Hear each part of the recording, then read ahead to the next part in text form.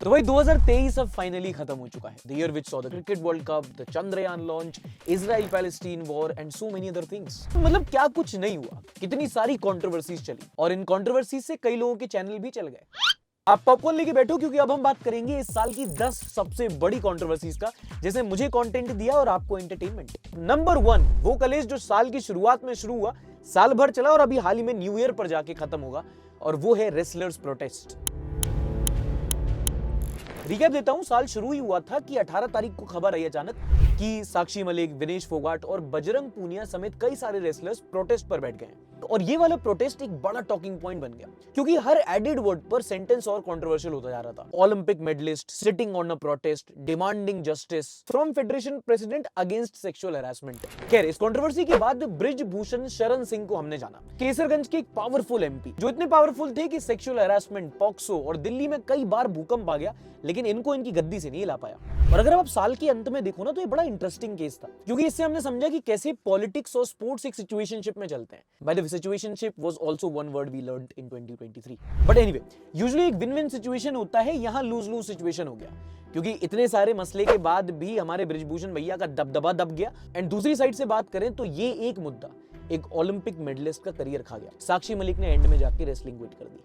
मैं अपनी कुश्ती को त्यागती हूँ और मैं आज के बाद कभी भी आपको okay, number 2 on the list is very interesting, the India versus Bharat controversy. ये शुरू हुआ था G20 में, जहां मेंबर नेशंस को होस्ट ब्रोशर में इंडिया के बदले भारत शब्द को हाईलाइट में रखा गया। उसके बाद प्रधानमंत्री के आगे भी नेम प्लेट में प्राइम मिनिस्टर ऑफ इंडिया नहीं बल्कि पीएम ऑफ भारत लिखा गया। और फिर हर जगह चर्चा शुरू हो गई कि सरकारी लोग अब स्टेशन शहर के बाद सीधा देश का ही नाम तो नहीं बदल देंगे। और ये इंडिया टू भारत ना काफी स्ट्रेटेजिक मूव था क्योंकि उसके कुछ ही टाइम पहले जो ऑपोजिशन अलायंस है उन्होंने अपना नाम INDIA इंडिया रखा था। तो ये वाला एक पॉलिटिकल मूव भी हो सकता था, डीकोलोनाइजेशन वो बोल ही रहे थे, एक डाइवर्जन टैक्टिक भी, एंड कंट्रोवर्सी तो obviously. But you know it's very interesting to know कि भाई ये क्या है इंडिया वर्सेस भारत का मसला। एक देश दो नाम, meaning same to same but feeling बिल्कुल different. And now when the year is over, इस कंट्रोवर्सी ने हमें मौका दिया हमारी हिस्ट्री को और बेहतर तरीके से समझने का। जब हम लोग ने भी रिसर्च की तब देखा कि इंडिया वर्सेस भारत का क्या मायना है, भारत शब्द कहां से आता है, इसका हिस्टोरिकल कॉन्टेक्स्ट क्या है, इंडिया का हिस्टोरिकल कॉन्टेक्स्ट क्या है, हमारे देश के बारे में बहुत कुछ सीखने को मिला। बड़ा अच्छा मौका था हमारे देश के इतिहास को और बेहतर तरीके से समझने का। And who better than a professor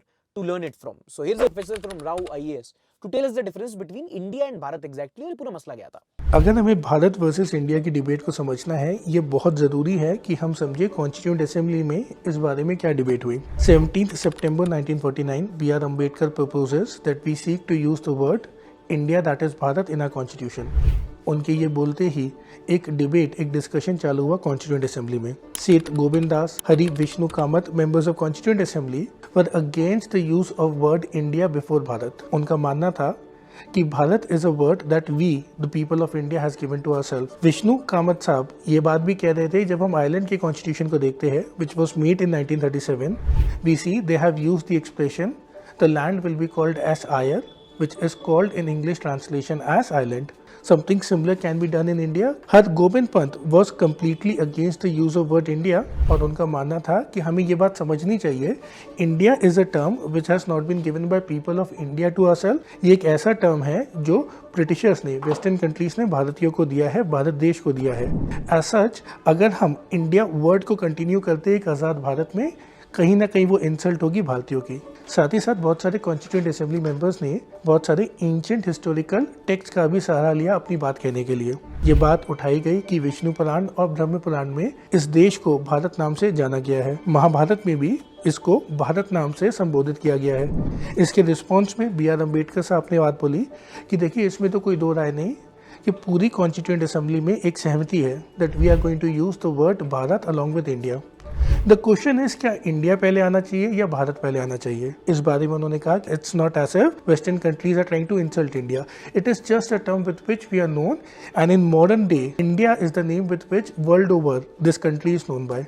दूसरी तरफ हमें इस बात का भी ध्यान रखना चाहिए कि राइट आफ्टर इंडिपेंडेंस जितनी भी ब्रिटिश इंडिया ट्रीटीज थी, वी वांटेड कि इंडिया के पास वो ट्रीटीज जाए, ना कि पाकिस्तान के पास। तो काफी डिबेट चली थी कि भैया इंडिया या भारत। पर्सनली मुझे नहीं लगता कि भाई तो नाम बदलने से कोई खास डिफरेंस पड़ जाना है। गुड़गांव भी तो गुरुग्राम हो गया, कौन सा वहां पे इंजीनियर की CTC बढ़ गई। अच्छा, अगली बड़ी controversy, the Adani Hindenburg case, याद है? अच्छा, अडानी ग्रुप इस केस से पहले देश की सबसे ज्यादा तेजी से ग्रो करने वाली कंपनी। अडानी का हर एक subsidiary, Adani enterprises, Adani Wilmar, Adani green energy, सबकी स्टॉक्स तेजी से ऊपर जा रहे थे। अडानी कंपनी और इंसान दोनों ने गदर मचा रखी थी। इनफैक्ट एक टाइम के लिए तो गौतम अडानी मुकेश अंबानी को पीछे छोड़ के इंडिया के सबसे अमीर व्यक्ति बन गए थे, अंटिल हिंडनबर्ग की ये रिपोर्ट पब्लिश हुई, जिसमें बेसिकली ये बताया गया कि कैसे अडानी शेल कंपनीज का यूज करके अपने स्टॉक प्राइसेस इन्फ्लेट कर रही है। मतलब कंपनी के प्राइसेस जो है, स्टॉक्स हैं, ये ओवर वैल्यूड है। और उस टाइम पे अडानी बहुत बड़ी कंपनी थी, तो गदर मच गया स्टॉक मार्केट में। जैसे ही रिपोर्ट बाहर आई, रातों रात अडानी के शेयर प्राइसेस की बैंड बज गई। अडानी ने मार्केट में बहुत पैसा गंवाया। पॉलिटिकली भी इस रिपोर्ट की बहुत चर्चा हुई।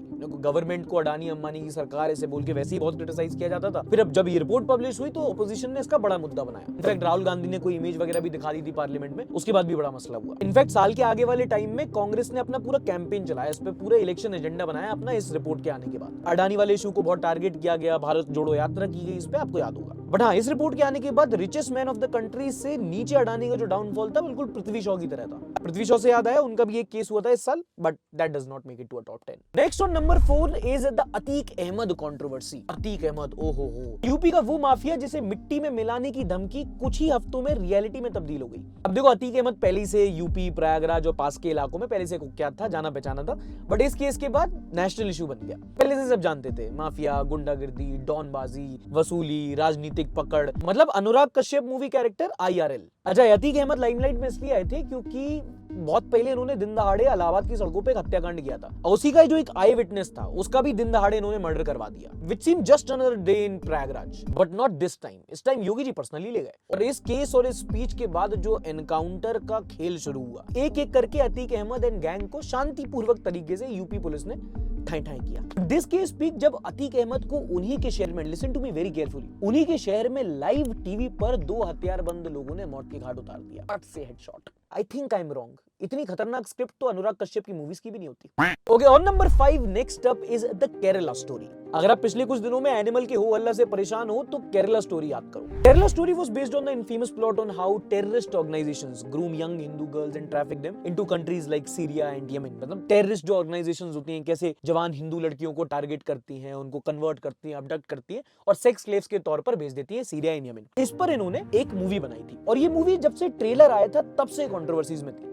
पहले उन्होंने बोला 33,000 लड़कियों की कहानी है, फिर अचानक से 3 लड़कियों पे आ गए और इस मूवी पे इस्लामोफोबिया फैलाने का आरोप लगने लगा। इनफैक्ट इसी वजह से कई सारे स्टेट्स में इस मूवी को बैन भी कर दिया गया था, बट फिर इसी वजह से कई सारे स्टेट्स में से टैक्स फ्री भी किया गया था। तो बेसिकली एक पॉलिटिकल मुद्दा बन गई थी ये movie. All in all I feel इस साल का सबसे पोलराइजिंग इशू था द केरला स्टोरी। या तो आप इस पार थे या तो उस पार, there was no middle ground. जो हुआ सो हुआ, मूवी अल्टीमेटली एक हिट रही। मूवी के प्रोड्यूसर ने पैसे और ध्रुव राठी ने यूट्यूब पर व्यूज खूब कमाए। चलो, talking of controversial movies, how can one forget आदि पुरुष। देखो, आर्चीज कितनी भी बेकार हो, it's still the second worst movie of 2023। आदि पुरुष, रामायण का मॉडर्न वर्जन। याद है, तेल तेरा जलेगी भी तेरे बाप की, मेरा नाग शेष नाग। भाई साहब, इस मूवी ने लोगों की सेंटिमेंट को हर्ट नहीं किया था, आईसीयू में पहुंचा दिया था सीधा। मतलब कुछ तो लोग कहेंगे जब आप बॉलीवुड की हिस्ट्री का सबसे बड़ा बजट लेकर बॉलीवुड की हिस्ट्री की सबसे वाहियात मूवी बना डालो। 700 करोड़ के बजट के बावजूद इस मूवी के ग्राफिक्स 7 साल की बच्ची जो 7 रुपए की पेंसिल से डूडल बनाती है ना, उससे ज्यादा खराब थे।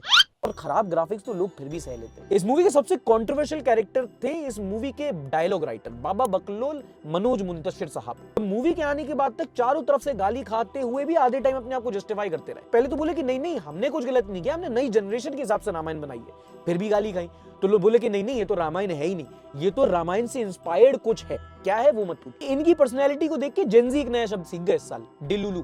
खैर, अगर आप जनमानुस हो तो या तो आपने ये मूवी नहीं देखी या ये देखने के लिए देखी कि इसको क्यों नहीं देखना चाहिए। मुझे तो ट्रेलर देख के ही समझ में आ गया था, इसलिए मैंने नहीं देखी। मैंने एनिमल भी नहीं देखी और आर्चीज भी नहीं और पठान भी नहीं। क्या देखा मैंने फिर, बुरे दिन। अच्छा, पठान से याद आया, नंबर 7 मोस्ट कंट्रोवर्शियल थिंग, बेशरम रंग गाना।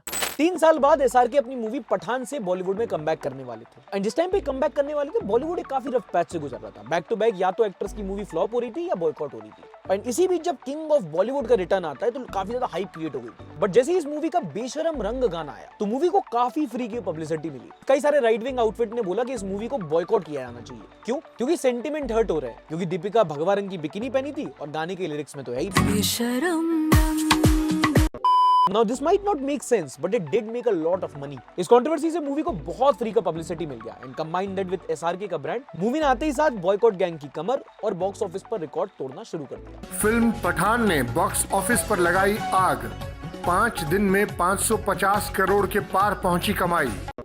पठान सुपर हिट रही। काफी टाइम बाद एक मास एंटरटेनर मूवी आई जो लोगों को काफी पसंद आई and in many ways it ended the bad phase of Bollywood. And इसके बाद 2023 ने बॉलीवुड को बैक टू बैक हिट्स दी and this year was particularly good for SRK, क्योंकि पठान फिर जवान ने भी कई सारे रिकॉर्ड्स की सीमा तोड़ी। सीमा पार से याद आया सीमा सचिन की कंट्रोवर्सी, एक ऐसा कलेश जिसने घर घर से आपा मचाया और ज्यादातर इंडियन मीडिया की वजह से। सीमा हैदर और सचिन मीना इतना ज्यादा टॉक्ड अबाउट टॉपिक था कि एक टाइम तो पूरे देश भर में सिर्फ सीमा सचिन चल रहा था and most of it because of Indian media, जिसने पूरे साल ऑपोजिशन से ज्यादा स्क्रीन टाइम सिर्फ सीमा हैदर और उसके हैंडपंप को दिया। बट अब पूरी तरीके से ना मीडिया को भी ब्लेम नहीं कर सकते, क्योंकि इस मामले में पब्लिक को भी काफी ज्यादा जिज्ञासा थी कि भाई आखिर कैसे पाकिस्तान की एक शादीशुदा महिला अपने 4 बच्चों के साथ सीमा पार करके लप्पू से सचिन के पीछे यहां तक आ गई। Oh, by the way, this case also gave us one of the most viral meme of 2023. Sachin क्या है? सचिन में लप्पू सा सचिन है, मुंह में से बोलना वहाँ पे आवे ना, बोलता वो है ना, झिंगुर सा लड़का, उससे प्यार करेगी वो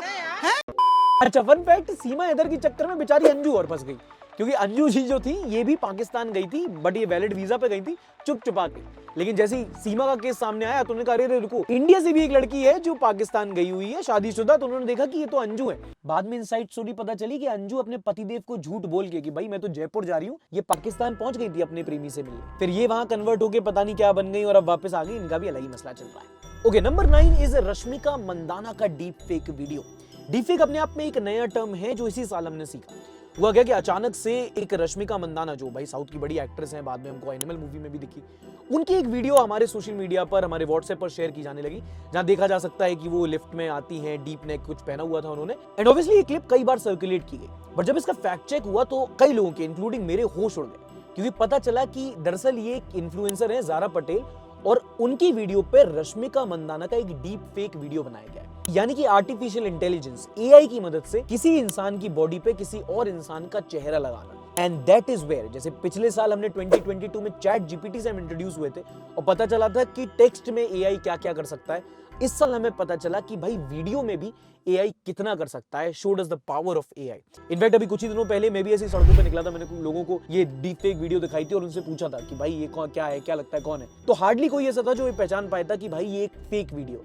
अगर आप वो पूरी वीडियो देखना चाहें तो यहाँ क्लिक करके देख सकते हैं। And we will move on to the last but not the least but definitely the latest controversy, Sandeep Maheshwari versus Vivek Bindra की कंट्रोवर्सी। दोनों हमारे देश के बड़े मोटिवेशनल लाउड स्पीकर्स जो ज्ञान देते देते हाल ही में धमकी देने पर उतर आए। अगर आपको अभी तक नहीं पता तो हुआ ये था कि संदीप माहेश्वरी ने अपने चैनल पर एक वीडियो डाला था जिसमें अपने सब्सक्राइबर से बात कर रहे थे और बता रहे थे कि कैसे कोई एक बड़ा यूट्यूबर एक कोड स्कैम चला रहा है और चोर की दाढ़ी में तिनका। कुछ ही टाइम बाद विवेक बिंद्रा सामने आया और उन्होंने बोला कि अरे आप ऐसे कैसे बोल सकते हो, ये कोड स्कैम वगैरह वगैरह। फिर आरोप प्रत्यारोप शुरू हुए और संदीप माहेश्वरी और विवेक बिंद्रा के बीच में एक बड़ी कंट्रोवर्सी छिड़ गई। ऑब्वियसली दोनों इतने बड़े यूट्यूबर और पब्लिक में बड़ी छींचा लेदर ये लोग शुरू कर चुके थे। इनफैक्ट संदीप माहेश्वरी ने तो उसको पूरा कैंपेन बना दिया था। आज तक वीडियोस में लोग #स्टॉप विवेक बिंद्रा कमेंट करते घूम रहे। फन फैक्ट, जैसे सीमा के चक्कर में अंजू फंस गई, ऐसे ही संदीप माहेश्वरी के चक्कर में विवेक बिंद्रा भाई फंस गए। जब लोगों ने थोड़ी सी डिगिंग की तो पता चला कि विवेक बिंद्रा के खिलाफ हाल ही में डोमेस्टिक वायलेंस का एक केस दर्ज हुआ है उन्हीं की पत्नी द्वारा। उनकी पत्नी की जो वीडियो थी वो भी फिर वायरल हो गई। अब फिलहाल हालत ये है कि विवेक बिंद्रा जी को न्यू ईयर में विशेष के साथ साथ थोड़ी मोटिवेशन की भी जरूरत है। दी आयरनी दो। खैर ये थी मेरे हिसाब से इस साल की 10 सबसे बड़ी कंट्रोवर्सीज। अगर मैं कुछ मिस कर गया हूं तो प्लीज कमेंट सेक्शन में जरूर बताइएगा। वीडियो अच्छी लगी हो तो एक बार लाइक जरूर कर देना, ना पसंद आए तो डिसलाइक भी कर सकते हैं, एज यूजुअल आप जानते हैं। मैं मिलूंगा आपसे अगली वीडियो में, तब तक के लिए अपना ध्यान रखिए। ओह हाँ, a very happy new year.